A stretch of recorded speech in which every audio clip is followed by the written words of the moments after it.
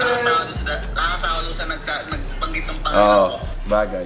Foreigner kasi kaya ganun. Kaya hindi maka... Sabagay, coach, diba? Hindi maka... Sabagay, coach, diba?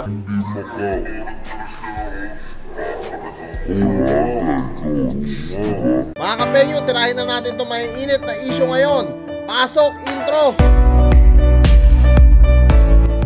What's up mga kapenyo, at today meron na naman tayo napakainit na balita ngayong araw. John Arens Jacob at Christian Merck Gray may response na dito kay Vladimir Grant, na kung saan alam naman natin kanina si Boy Tapang sumagot na nga rin, at ganun na rin si Argon, no? Talagang lalaban kung lalaban etong mga to. Lalong-lalo na siyempre yung mga kapwa natin Bisaya. Alam naman natin na talagang walang inaatrasan yung mga yan. Palaban talaga yan. At dito nga mga kapengyo, no, sa kabilang banda, sinagot na rin talaga ni Christian Merck Gray na kahit kailan daw, anytime lalaban na si Christian Merck Gray, at magganon na rin si John Arens Jacob. Depende lang daw sa TF talaga. Kung okay naman yung TF na ibibigay nila Vladimir Grant, why not, no? Bakit hindi ituloy ang laban? Siyempre, yan din naman ang gusto nitong dalawa, na mapalaban sila sa totoong nagbo-boxing, no? Yung kumbaga yung nagte-training talaga. Hindi man, even though na hindi man professional o hindi man amateur, ang importante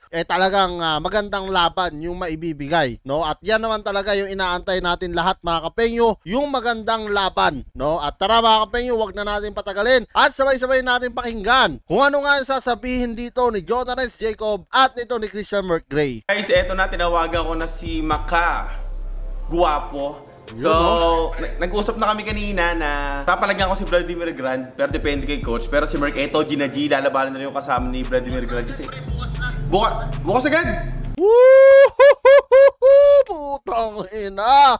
No, mainit na mainit si Christian Merck Gray dito mga kapengyo ha. Bukas agad ang gusto ni Christian Merck Gray, agaran na, no? Kung gusto ni Vladimir Grant, no? At alam naman natin na si Christian Merck Gray hindi yan nagpapabaya sa kanyang sarili. Magpasaka ngayon man talagang nagte-training pa rin etong si Christian Merck Gray. Even though na sinasabi nga nila dito na wala nang training si Christian Merck, hindi ako naniniwala dahil alam ko nasa puso, no, ni Christian Merck ang boxing. Putik.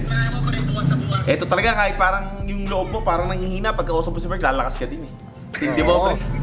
Men, bukas sa kaya napanood ko. Yung sa akin kasi, pre, ako sa sarili ko lang. Hindi ko lalaban pag walang pera. Yun nga. Hindi din sinabi ko kasi magte-training tayo, magte-training sabay bandang dulo, di ba? Hindi na magte-training, coach. Hindi na magte-training. Bukas agad. Bukas, papasaw na bukas. Sige. Tamad nga mag-training, coach eh. Bapalaga agad bukas. Partida pa yan, partida. Partida na. Partida pa yan. Putik ka. Kumakain pa, puta. Galing mo. Yun lang yung partida sa kanila. Ini-English pa tayo eh, pre eh. In-English tayo, pre. Nasa sariling bansa tayo. Oo, dapat mag-Tagalog sila mag-adjust. Putik na yan. Bago malibo yung bigat ng paalam mo. Malakas din talaga mang-urat to si Christian Merck. Pero totoo yan mga kapenyo, yung kanyang sinasabi, seryoso yan. Naniniwala ako na talagang papalag kung papalag talaga etong si Merck, no? Even though na matalo o manalo, alam kong papalag yan. Pero sana lang, no? Sana lang magkasundo talaga sa presyo sila. Pero kay Boy Tapang at kay Argon, grabe yun mga kapenyo. I don't think na sa TF, yung dalawa, tingin ko kahit sparring lalaban yung dalawa no, si Argon tsaka si Boy Tapang. Kay Argon at Boy Tapang versus Vladimir Grant at sa kanyang kaibigan, talagang sure ball na tayo doon. Tuloy na tuloy yon, no, kahit na mababa ang TF noon. Pero dito kay Jonah at kay Christian Merck Gray, medyo ano pa mga kapengyo, no, medyo 50-50 pa yung nakikita ko dito kasi TF ang hinahabol nitong dalawa, no. So I don't think na mabibigay ka agad ni Vladimir Grant yung TF na malaki. Pera na nga lang, ano? Pera na lang kung nag-sponsor talaga ang ating senator na si Manny Pacquiao. About, ano bang, ano sa'yo? Mek yata, Mek. Mek. Men, siya yung nagsabi, siya yung lalabanan mo, siya yung nagsabi ng pangalan mo eh. Ano yung dalawa na eh? Putik, wag ka yung isa. Sige. Sige. Hindi ako si Mek. Ako si Merck. Merck, sige Merck. Hindi ka pala kasama doon sa hinamon kasi yung pagkasabi hindi Merck eh. Mek. Yun, may kwento yung kung bakit malinis Ben. Oo. Takot. Ay, oo nga pala. Tingnan nyo naman ha, yung mga binibitawan ni Christian Merc-Ray dito, no? Takot nga raw itong mga to. Kahit alam naman ni Merc na may training din yung kalaban, confident, no? Eto si Christian Merc-Ray. Grabe yung confident ni Merc dito, no? Talagang mataas yung bilib niya sa sarili niya na talagang kayang-kaya niya etong sila Vladimir Grant. Even though nahawak pa to nila Senator Manny Pacquiao, hindi natatakot etong si Christian Merc-Ray, no? Kahit nga daw ngayon no? Talagang laro na kagad, laban na. Sabagay. Pero tama. Pero tama yung pangalan mo eh. Hindi yung pagkasulat doon sa sa pagkasulat, sakto yung pangalan mo, pero yung pagkabanggit, parang hindi. Iba eh. Sabi na ako si Meg, pre. Si Meg, nakakasawa doon sa nagbanggit ng pangalan. Bagay.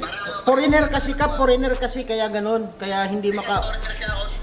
Sabagay, coach. Yan ha, rinig natin mga kapengyo ha. Dalawang tenga natin ang nakakarinig, no? Napapalagan talaga ni Christian Merc-Ray ito. Ito yung sinasabi ko sa inyo mga kapengyo, no? Na talagang hindi atrasan ni Merc to. Dahil yan nga yung gusto ni Merc eh. Yung may challenge. Yan nga yung gusto niya. Yan yung matagal niya nang hinahanap-hanap. Kaso ang problema nga lang, ang nakakalaban niya, etong sila Kalapangit, sila Sanderford.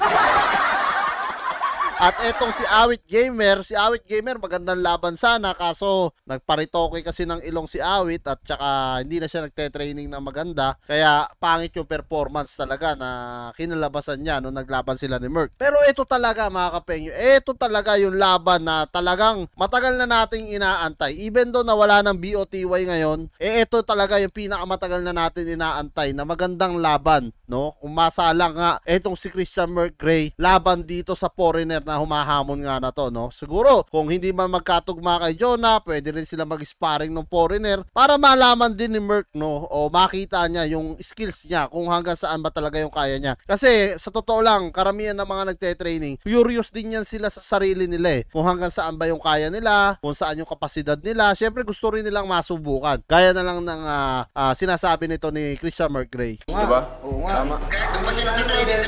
Ito, papalabasin ko to yun. Dito ako nag-training sa pinakamalupit na coach. Yun. Kahit kaninong Manny pa siya, no? Oo. Okay. Diba, si Gary Knight. Coach, si Krillin ka daw, sabi ni Merc. Si Krillin. Okay na. Puta na, malakas siya. Sa Dragon Ball pala yan. Walang sasabihin yung living legend natin dyan. Si Krillin, wala akong problema kahit anong itawag basta may panalo natin yung laban. Ayun, no? Sinasabi Bukas ko. na, pre. Bukas na. So, bukas na. So, men, mag-vlog ka din na. Sumagot ka din. Ayan, sasagutin si Merc. Abangan sa YouTube channel niya. So, men, magti-training nga ako. Tamad ka eh. Ha? Hindi, magkakatraining ko lang. Train mo lang. O, sige, men, ingat. Sige, salamat. Bye. So yan mga kapengyo, ano nga masasabi nyo dito sa napakainit na naging sagot ni Christian Merc-Ray sa interview nga sa kanya ni Jonah kung papalag nga ito sa dalawang foreigner na naghamon sa kanila at hindi naman tayo napahiya mga kapengyo. Kita nyo naman, pumalag at pumalag etong si Christian Merc-Ray. At kung kayo tatanungin ko mga kapengyo, ano nga masasabi nyo dito sa naging mainit na sagot ni Christian Merc-Ray? Sino rin ang pipiliin nyo na pwedeng makalaban ni Vladimir Grant at ng kanyang kaibigan? Si Boy Tapang ba? At si Argon? O si Jonah at si Christian Merc-Ray? Comment nyo na lang down below lahat ng mga opinion nyo mga kapengyo at lahat po yan mababasa ko. Maraming salamat mga kapengyo at kita-kita na tayo sa susunod kong reaction videos. I would be up waiting for you if you had to leave. I would wait a lifetime if you were at sea.